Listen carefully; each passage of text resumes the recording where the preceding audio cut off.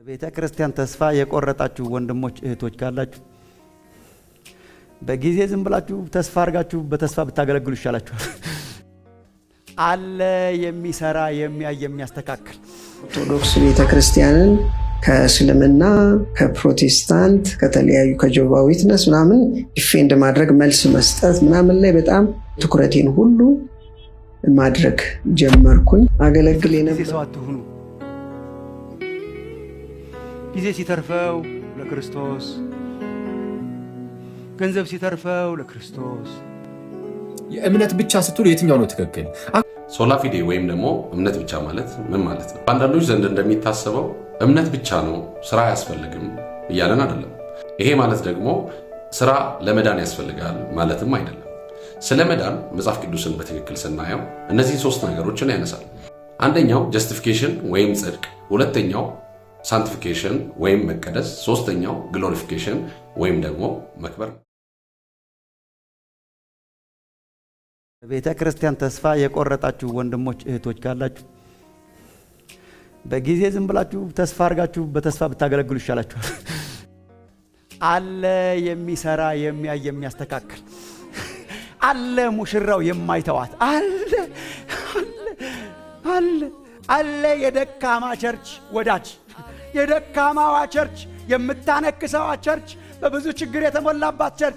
በጣም ብዙ ድርጅት ተስፋ ሊያስቆርጣችሁ ይችላል። ቸርች ግን ተስፋ አታስቆርጥም። በጣም ብዙ ድርጅት በዚህ ድርጅት ተስፋ ቆርጫለሁ ብላችሁ የምታራግፉት ይኖራችሁ ይኖር ይሆናል። የምትሰሩበት ድርጅት ይሆናል፣ ኮርፖሬሽናችሁ ይሆናል፣ ቢዝነስ ካምፓኒያችሁ ይሆናል፣ ኢቭን አንዳንድ ጊዜ ሀገር ይሆናል። ለቸርች ይባላል። ለምን? እኛ ስላለን ሳይሆን ባለቤቷ አለ፣ ሙሽራው አለ፣ የማይተዋት አለ፣ የሚያስተካክላት አለ። አንድ ቀን ደግሞ እቅድ አለው። ንጽሕት ክብርት የሆነች የራሱን ሙሽሪት ለራሱ ያቀርባል። ለእንደዚህ አይነት ፍቅር ነው፣ እንደዚህ አይነት ፍቅር ነው ወንድሞች ናቶች፣ ዓላማ ያለው ፍቅር ነው። ሚስቶቻችንን የምንወድበት የፍቅር አይነት ችግር እንኳን ሲኖር እያጠበ ያስተካከለ፣ እንካረጅ እያረገ ያስተማረ፣ የመራ የኮተኮተ ያስተካከለ፣ ዲስከሬጅ ሳያረግ፣ ራእይ ሳይቀብር፣ ተስፋ ሳያስቆርጥ፣ አናት ሳይል ያስተካከለ የሚመራ ማለት።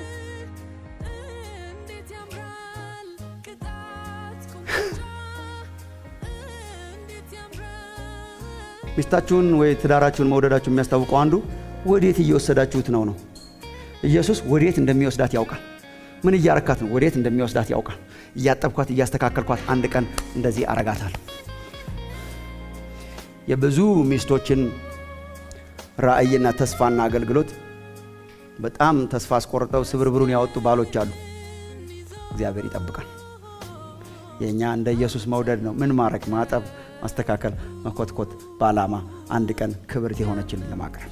ኦርቶዶክስ ቤተ ክርስቲያንን ከእስልምና ከፕሮቴስታንት ከተለያዩ ከጆባ ዊትነስ ምናምን ዲፌንድ ማድረግ መልስ መስጠት ምናምን ላይ በጣም ትኩረቴን ሁሉ ማድረግ ጀመርኩኝ። አገለግል የነበረው በአባጃሌ ተክለ ሃይማኖት፣ እዛ ነው እኔም ክርስትና የተነሳሁትን የተማርኩትን። አገለግል የነበረው ጎንደር ቤተ ክርስቲያኒቱን ተሐድሶ ተብዬ ማድናት ከሆነ ከነዚህ መናፍቃን ችግር የለውም፣ ደስ ይለኛል። ደስ እያለኝ ነው መስዋዕትነት መከፍል አልኩት። መቅረጫ ተሰጠኝ፣ ቮይስ ሪከርደር። እሷን በኪሴ ውስጥ አስገባለሁ። ቀጥታ ወደ እነሱ ገብቼ እነሱን ለማስለፍለፍ ማለት ነው። እና ባደኩበት ቤት ውስጥ ክርስቲያኖች ነን እንላለን እንጂ የኢየሱስን ስም በተደጋጋሚ ሰምቼ አላውቅም። እግዚአብሔርን በግል ማውራት ብዙ አልነበረምም፣ አይበረታታምም ነበር። እና ለእኔ ፍቅር ያለው እኔ ውድ ልጁ የሆንኩት እግዚአብሔርን አላየሁም። በጣም የተፈራ በጣም ትልቅ እግዚአብሔር፣ ሩቅ እግዚአብሔር። አንድ ጊዜችን መነካቷን ብቻ ፈልጋታለሁ እና ተነክቼ ልክ እንደ ጴንጤዎቹ ማለት ነው አንብቼ ያልቅሼ ተመልሼ ኦርቶዶክስ መሆን እግዚአብሔር ወይ እንደዚህ ያርግልኝ ብዬ ለምኜ አውቃለሁ። እና ለመጀመሪያ ጊዜ ጌታን ድምፁን የሰማሁበት ቀን ያ ነው።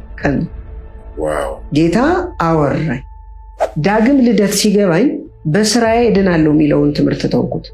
አንደኛኛ እዛ ራስን የመሸወድ ስራ እንሰራለን። እሱ ምን መሰለ፣ በስራ ነው የምንድነው እንላለን። ግን ደግሞ በስራ እንደማንድን ደግሞ እናውቀዋለን። እርግጠኛ ነኝ እኔ በስራ እንደማድን። ስለዚህ በምንድን ነው ምንድነው? በሚካኤል ምልጃ ነው ምንድነው? በማርያም ምልጃ ነው ምንድነው ብዬ ነው ማምነው። ዝክር እዘክራለሁ፣ ምጽዋት እሰጣለሁ፣ ገዳም እሄዳለሁ፣ በቃል ኪዳናቸው ማጸናለሁ። ምክንያት እኔ በስራ እንደማልድን ገብቶኝ የኔን ህይወት የቀየሩ በጣም መሰረታዊ ትምህርቶች ለኔ 3 ናቸው ብዬ የማስበው። የሰጠችን ቤተክርስቲያን ነች እንጂ መጽሐፍ ቅዱስ ከቤተክርስቲያን የበላይ አይደለም ቢሉ ምንድነው ችግሩ? የትርፍ ጊዜ ሰው አትሁኑ። ጊዜ ሲተርፈው ለክርስቶስ፣ ገንዘብ ሲተርፈው ለክርስቶስ፣ የተረፈ ነገር እየሰጣችሁ አትኑሩ።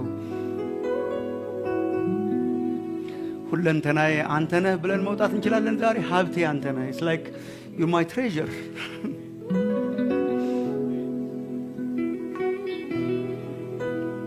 ከምንም ጋር የማይወዳደር ሀብት፣ የምኮራበት ሀብት፣ ለሰው የማሳየው ሀብት፣ ከምንም ጋር የማይነጻጸር ክብር፣ ከምንም ጋር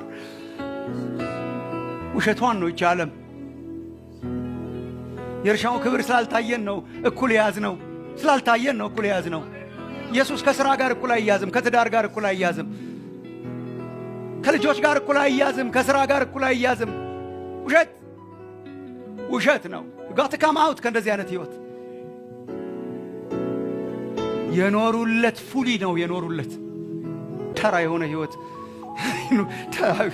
ተራ የሆነ ህይወትና ኖርማል አይነት ህይወትና ሁሉን ኖርማላይዝ አድርጎ የሚኖር ህይወት የዘላለምንም ህይወት ሳያካብድ ከሚኖር ሰው እንደዚህ መሆን አልፈልግም። እኔ አይጀስት ኢየሱስ ክርስቶስ ሁለንተናዬ እንዲሆን በህይወቴ ሙላት እንዲሆን በሙላት እንድከተለው 100% ለእርሱ የተሰጠው ሰው እንደሆን በቃ ዝም ብሎ መመላለስ አይሆንብኝ። መዝገቡ ይውጣና መዝገቡ ይውጣና ክብሩ ይውጣና ይታየኝና በቃ ከአእምሮ ውጪ ከአእምሮ በላይ በሆነ ህይወት አስከብሬህ ልለፍ። ክብርህን አሳየን፣ መንግስትህን ውበት አሳየን ጌታ እግዚአብሔር ሆይ። ያልተለመደ ኑሮ፣ ያልተለመደ ውሳኔ፣ ያልተለመደ አደራረግ፣ ያልተለመደ አኗኗር ነው የናፈቀን እግዚአብሔር ሆይ። የተለመዱ ነገሮችን እያረጉ ከመኖር ሰርክል ውስጥ አውጣን እባክህ ጌታ።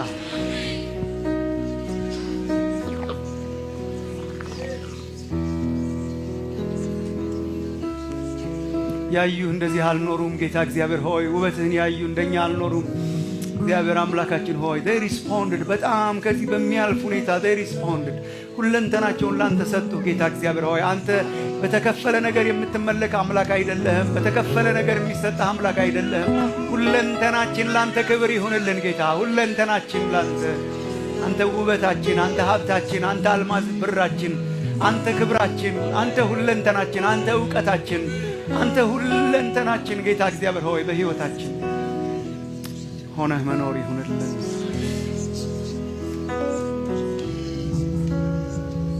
እግዚአብሔር አምላካችን በዚህ ዓለም እየኖርን ግን መኖሪያችን አንተ፣ የምንኖርልህ አንተ እንድትሆን ሙላታችን ሁንልን። የቤታችን ሙላት ሁን፣ የአገልግሎታችን ሙላት ሁን፣ የመውጣት የመግባታችን ሙላት ሁንልን ጌታ ኢየሱስ ሆይ። ሙላታችን ሁንልን ጌታ እግዚአብሔር ሆይ። ሙላታችን ትርፍ ነገር እስከማይኖረን፣ ትርፍ ቦታ እስከማይኖረን፣ ትርፍ አቴንሽን እስከማይኖረን ጌታ ሆይ ትኩረታችንን የሚስብ ትርፍ ነገር እስከማይኖረን ሁለንተናችን ላንተ ክብር ይሁንልን። የደስታችን ምንጭ በዚህ ዓለም ላይ የተመሰረተ ሳይሆን የደስታችን ምንጭና ሙላታችን አንተ መሆንህ የሚታይበት ዘመን እንዲሆን እንጸልያለን ጌታ።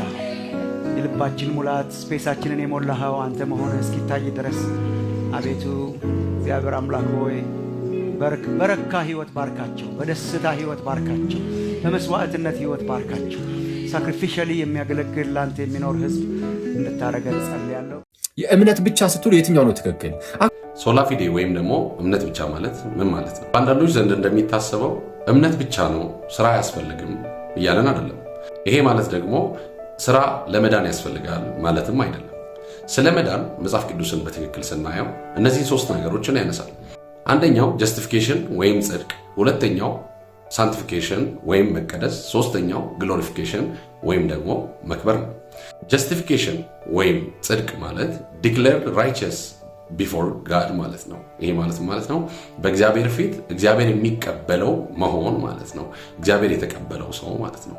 ይሄ ሮሜ ምዕራፍ 4 ቁጥር 5 ላይ እንደዚህ የሚል ቃል አለ። ነገር ግን ለማይሰራ ኃጢአተኛውን በሚያጸድቅ ለሚያምን ሰው እምነቱ ጽድቅ ሆኖ ይቆጠርለታል ይላል። ለማይሰራ ነገር ግን ኃጢአተኛውን በሚያጸድቅ በእግዚአብሔር ያመነ ሰው እምነቱ ጽድቅ ሆኖ ይቆጠርለታል ይላል። ገላትያ ምዕራፍ 2 ቁጥር 16 ላይ ደግሞ ሰው በኢየሱስ ክርስቶስ በማመን እንጂ ሕግን በመጠበቅ እንደማይጸድቅ እናውቃለን ይላል። እንግዲህ ምንድነው ይሄ ጽድቅ ወይም ደግሞ በእግዚአብሔር ፊት ቅቡልነት ማግኘት በክርስቶስ ኢየሱስ በተሰራልን ስራ ላይ በማመን ነው። እግዚአብሔር ኃጢአተኛውን በክርስቶስ ኢየሱስ ካመነ እንዲያው እንደጸደቀ ዲክሌር አድርጎለታል። ሁለተኛው መቀደስ ወይም ሳንቲፊኬሽን የሚባለው ነው። ይሄ ማለት በየቀኑ ህይወታችን ውስጥ የሚታየው የእምነት ስራችን ወይም ደግሞ በሚታየው በየዕለት ህይወታችን ክርስቶስን ለመምሰል የምናድግበትና ፍሬ የምናፈራበት መንገድ ነው። መጽሐፍ ቅዱስ አንደኛ ተሰሎንቄ ምዕራፍ 4 ቁጥር 3 ላይ እንዲህ ይላል፣ ትቀደሱ ዘንድ የእግዚአብሔር ፍቃድ ነው። ፊልጵስዩስ 2:12 ላይ ደግሞ በመፍራትና በመንቀጥቀጥ የራሳችሁን መዳን ፈጽሙ ይላል። ይሄ የሚነግረን ስለ ቅድስና ነው። እንግዲህ መልካም ስራ የሚመጣው እዚህ ጋር ነው ማለት ነው። የጸደቅነው በእምነታችን ነው። በቅድስና ህይወት የምንኖረው ደግሞ በእምነታችን ስራ ነው። ይሄንን ገላትያ ምዕራፍ 5 ቁጥር 6 ላይ እንዲህ በማለት ገልጾታል ጳውሎስ። በክርስቶስ ኢየሱስ ከሆኑ መገረዝ ወይም አለመገረዝ አይጠቅምም፣ የሚጠቅመውስ በፍቅር የሚገለጽ እምነት ነው ይለናል።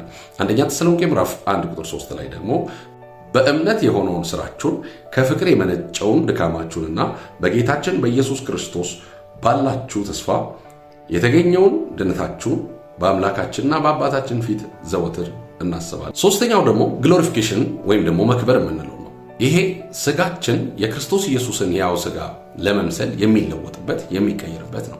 ይህንን በሮሜ ምዕራፍ 8 ቁጥር 23 እስከ 24 ላይ እናያለን። እርሱ ብቻ ሳይሆን የመጀመሪያውን የመንፈስ ፍሬ ያገኘን እኛ ራሳችን የሰውነታችንን ቤዛ የሆነውን ልጅነታችንን በናፍቆት እየተጠባበቅን በውስጣችን እንቃትታለን፣ በዚህ ተስፋ ድነናል ይላል። እንግዲህ ወዳጆች እምነት ብቻ ስንል ስራ አያስፈልግም እያለን አይደለም። የጸደቅነው ግን በእምነት ነው። በእምነት ስለጸደቅን የእምነታችን ስራ በቅድስና እንድንኖር ያደርገናል። በተስፋ ደግሞ መክበራችንን እንቀበላለን። እርሱም መቼ ነው? ወይ ክርስቶስ ኢየሱስ ሲመጣ ወይ ሞተን እንግዲህ ዳግም በምንነሳበት ሰዓት በአዲስ ትንሣኤ አካል እንነሳለን። ተባረኩ።